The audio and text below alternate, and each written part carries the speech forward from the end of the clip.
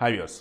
కొద్ది రోజుల క్రితం హైదరాబాద్లో పాత బస్తీ ఏరియాలో వకీల్ అని చెప్పేసి ఢిల్లీ చెందిన ఓ వ్యక్తి ఫ్రీగానే మందు రాస్తున్నా, కాకపోతే గుండు కొడటానికి ఆ తర్వాత కాసేపు రాయటానికి ఏదైతే ఉందో దానికోసం 200 తీసుకుంటున్నా అని చెప్పేసి ఓ చిన్న యాడ్. ఏంటది? 8 రోజుల్లో జుట్టు మీద మీకు బట్టతల మీద జుట్టు వచ్చింది, గుండు మీద బొచ్చు వచ్చింది అన్నట్టు.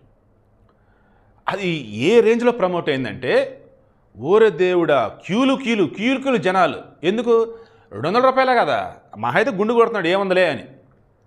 బట్ అతను రాసేది ఏదైతే ఉందో మరి ఆయలా సంథింగ్ ఏది రాస్తున్నాడు, దానివల్ల ఉన్న జుట్టు పోయిద్ది అన్న చిన్న ఇది మనుషులకు రాలా.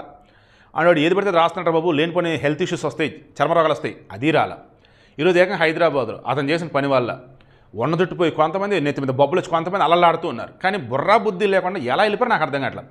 వేలకు వేలు లక్షలు పెట్టి హెయిర్ ట్రాన్స్ప్లాంటేషన్ ట్రీట్మెంట్ తీసుకున్న పిచ్చోళ్ళ. అరే అంత సెన్స్ లేకుండా ఎలా వెళ్ళారు సామి? 200కి నీ కొత్త జుట్టు వచ్చిందంటే వెళ్ళావా? మోసం చేసేవాడు కాదురా బాబు, మోసపోయే వాళ్ళు ఉన్నారే వీళ్ళు నిజమైన ఎర్రి పప్పులు, నిజంగా వీళ్ళ లోపలేయాలి అసలు. సరే, ఎవరైతే పాపం నెత్తి మీద జుట్టు వచ్చిందని చెప్పేసి వెళ్ళిపోయి బాధితులు ఎవరైతే ఉన్నారో ముందు డెర్మటాలజిస్ట్ని కలిసేసి జాగ్రత్త, డెర్మటాలజిస్ట్ ఫీజు 200-300 ఎంత ఉంటుంది, లేదంటే బస్తీ దవాఖానాలకన్నా వెళ్ళి డాక్టర్ చూపించేసి దాని దగ్గర మెడిసిన్ అయితే తీసుకోండి. ఇంకెప్పుడు కూడా ఉచితంగా ఏది ఇస్తున్నాడనో తక్కువకి ఏది ఇస్తున్నాడనో కకృతి పడి ఏది తీసుకోవద్దు, ఎక్కడికి పోవద్దు. నిజంగా మన భారతదేశంలో ఉన్నటువంటి మూర్ఖులు అమాయకులు ఎక్కడా ఉండరు అని మరోసారి ప్రూవ్ అయింది.